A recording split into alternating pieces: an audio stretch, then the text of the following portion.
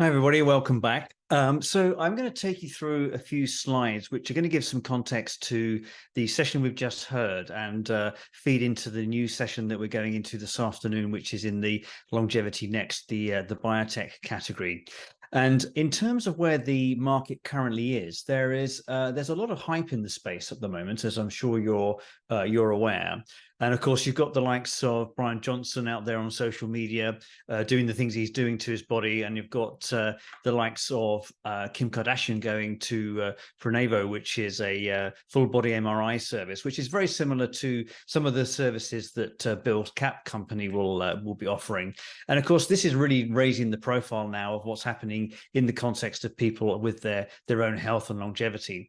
And of course, this is the Gartner hype cycle. Many of you will be familiar with this. And people ask me, where are we in the longevity industry? And of course, the reality is that there are so many different people at different stages of the industry as it stands at the moment. And I'm a big fan of chasm theory, which as you know, everybody's familiar with the term early adopters, but this is where it originates from.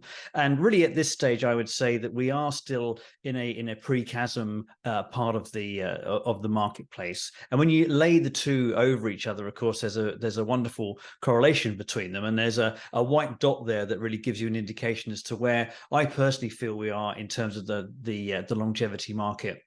We haven't got to peak hype yet. There are, as we know, companies coming through clinical pipeline. They're still going to be a few years off being ready to go to market. But as we talked about earlier, there's Wegovy, Ozempic, which is giving an indicator as to how people are going to respond in the market, and likewise how the markets are going to respond themselves. So we segment the longevity market into these 25 different domains, as you see them here. I'm not going to go through every one of them, but most of these are covering both the sphere of biotech as well as some of the nearer term opportunities, such as supplements and clinical services, as we've been talking about earlier this morning. And really, when you look at the two together, you've got Longevity Now, which, as we talked about earlier, is looking at supplements, biomarkers, clinical research organizations, all those organizations that are either servicing consumers now or servicing the industry that is going to come down the line in relation to what's happening with Longevity Next, which of course is where you've got next generation supplements, but obviously very, very exciting technologies such as cellular reprogramming and gene therapies. So when we look at the complexities of understanding when's the right time to get involved, of course, when we talk about clinical pipeline, there are stages before the drug therapies will be actually experimented in humans. So there will be going backwards. They are large mammal studies, then small mammal studies, and then of course once they go from in vivo, they go to in vitro. And as you can see, it's quite a complex map. And then when you're laying over the top of that, as an industry, things that are not biotechs, we use the technology readiness level score of 1 to 10 to identify whether something's ready for market or not. And as you can see at the bottom of the slide here, these are indicators as to what the funding stages are for organizations that are running along these cycles. This chart shows you really over those 27 domains where a lot of the capital has been going over these last 5 years. As you can see, the discovery platforms are attracting a significant amount of capital, but likewise, regeneration, rejuvenation, all of those are very exciting technology areas that are attracting a lot of Silicon Valley capital as well as other capital from around the world. And when you look at something that is in the now category, for example, supplements, you can see that, again, not immune from the vagaries of what's been happening in the marketplace in terms of the investment side of things. And when you look on the right here at an organization that's a publicly quoted supplements company, you can see that their 12-month revenue is just over 80 million, but their market cap is just over 100 million. You can see it's pretty brutal there in terms of their valuation at the moment in a public market. When you look at things like longevity clinics, of course, as we've talked about in the last session, there are a lot of those coming up around the world now. And obviously, we all need those clinics because it's highly complicated, this area of science, and we need people to help and guide us through that. And as you can see, it's attracting capital. And we recently ran a survey of clinics around the world. And as you can see from the top two categories of respondents there, that it's either organizations that are clinics with multiple clinicians on board, or likewise they are individual clinicians that may be individual doctors that are running their own special longevity practice. So again, there's a big breadth in that particular marketplace as to what categorizes a longevity clinic. Now, we're going to be talking about biotech this afternoon. You can see from this chart here that the US spends over $3 trillion every year looking at these diseases of aging, trying to fix them, trying to help people with them. And as you can see individually, those diseases are huge. And as we've been talking about obesity and type 2 diabetes in relation to what's happening with the drugs from Novo Nordisk, Eli Lilly, and those others that are coming down the line, they're addressing, of course, the metabolic issues associated with weight gain, which obviously then if that weight gain is mitigated, then perhaps a lot of the other diseases of aging can be mitigated as well. And we look at the longevity sector across really these four categories that sit between prevention, which is, can you prevent something from happening in the first place? If something has happened, can you effectively renew that? So can you take, for example, cells that are starting to age back to an earlier cellular age in terms of can the clock be wound backwards, but likewise, can those cells actually maintain their identity? So can a heart cell be rewound back to a younger heart cell, but still be a heart cell? And really where we find a lot of people are very interested in where is longevity and where is traditional healthcare? Well, of course, that's in treatment. There is a lot of treatment going on out there. That's, of course, because we're as Greg was talking about earlier, we're in a sick care environment where, of course, there are some highly innovative treatments available. But of course, really, that's the treatment of last resort. We want to be in a position where the number of hospitals and the number of patients actually diminish over time, and the healthcare sector moves over into being a preventative sector. And that's really where diagnostics is going to be so important. You can see that line of diagnostics goes right across all of these categories, so that we understand what's happening, what's working, and that's a really key element of the whole of the healthcare sector, but specifically in the longevity sector, because we're trying to control biological age. This is an example of a company. This is a company called Cyclarity.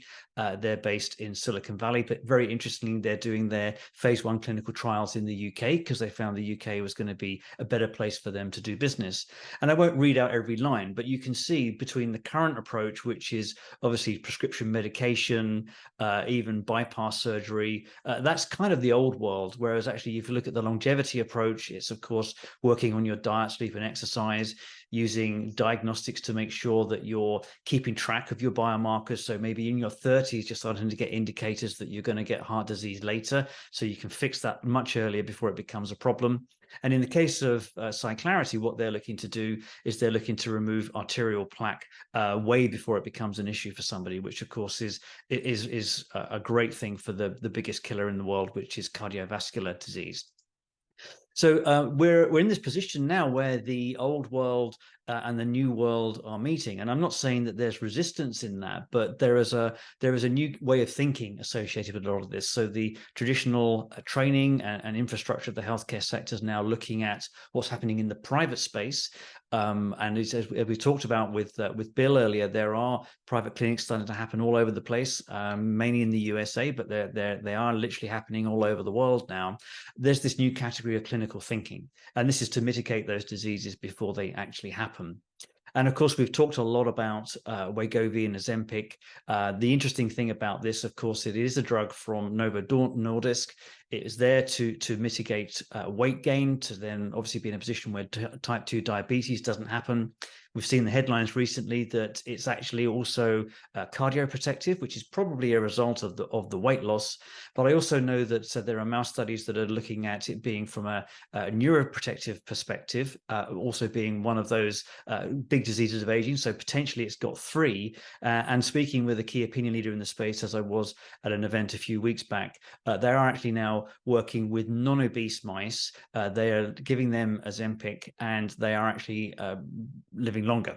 So we are on the cusp of some new thinking, and this is quite a bridgehead into the marketplace. You know, you've seen the headlines. What's happening in the FT, as you can imagine, is happening everywhere else. Novo Nordisk has become one of the biggest companies in the world. It's overtaken the GDP in terms of its market cap of its host country, Denmark. And if you can imagine what that would be for one drug, then obviously there's going to be more coming into the obesity space. But you can imagine what happens when this moves into longevity. It's going to be a very, very different type of vocabulary. So you can see here, fast forwarding to X number of years, we can't say at this stage with those companies that are at later stage phase 2, how quickly they're going to go into phase 3 and how successful they will be in phase 3. But if you can imagine maybe 5 to 10 years, I'd say 5, probably at a minimum, what that would look like when you go into the concepts of longevity available for populations, but also available for the governments that are trying to mitigate the silver tsunami that's actually coming at them. So there's a QR code. That QR code has got my contact details on there. So I'm going to be sharing a few data points, which I'll be very happy to share with you. If you wish to send me an email, I'll just send you the slide deck, no problem. We actually put out data on a quarterly basis. We obviously track what's happening in the space. Longevity.Technology is the largest news service in the longevity market, but sitting behind that, we've got the market intelligence unit that is developing these reports. And as you can see from the charts that I showed earlier, there is a pickup, of course, at the latter part of 2021 into 2022. But of course, there's been this winter that we're all suffering at the moment. I don't expect there to be more than 1.5 billion raised in longevity companies this year. You can see, of course, that the spread of that activity is mainly weighted towards early stage VC. There is some equity crowdfunding in there, but you can see it's very small. Humanity is an example of that, actually out there and working. So if you are interested in participating in the space, of course, there are publicly quoted stocks where you could be investing in those. But likewise, if you have the capital available to become an LP in a fund, there's an opportunity there to get in with some of the exciting opportunities that are happening in the space right now. So you can see from this chart that actually there's some big areas. Longevity discovery platforms are taking the lion's share at this stage of what's happening in longevity biotech. But again, you can see there's some very interesting technologies happening in the space, attracting a lot of capital. And I'm sure we're going to talk about that in the next session. So quarter by quarter, you can see that thankfully things are starting to pick up. The trend is upward for the capital raising in the space, and likewise the quantums of the round is going up. So we're seeing now that there is more capital going in per round per company, which of course is very encouraging. Now, Master Investor is a UK-based investment publication. In London this week, it's Longevity Week. So of course, there's a lot of weighting to the UK, but of course, longevity really is an international industry and the US is leading the way there. And if I was to segment this 73% that the US represents, a very, very large chunk of that would be actually coming out of California, which is really the epicenter of what's happening in longevity science at the moment. And one of our recent interviews was with Dave Goebel, who runs the Methuselah Fund. And you heard from Petter earlier, of course, that because valuations are what they are at the moment, there is an opportunity at this stage to really participate in what's going to be happening in the space over the next 5 years, which will be both very encouraging and very exciting.